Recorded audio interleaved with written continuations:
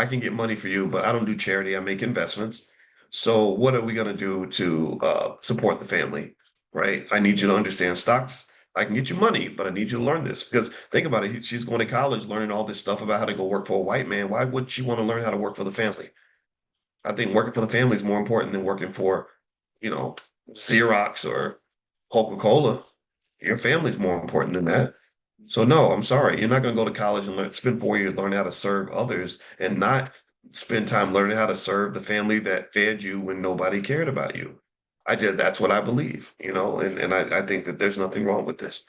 All right, let's see. John Trey.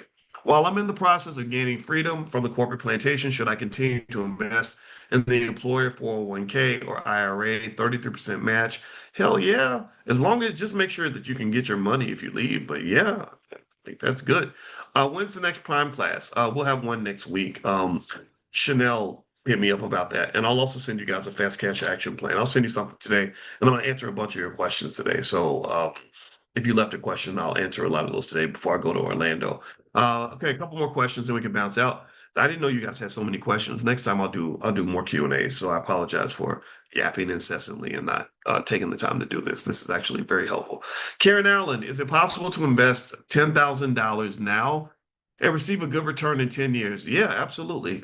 10 years is a good threshold because if you invest 10 years in a diversified portfolio, it's very, very hard to lose money. Your odds of losing money are like less than 1%. So yes, the answer is yes.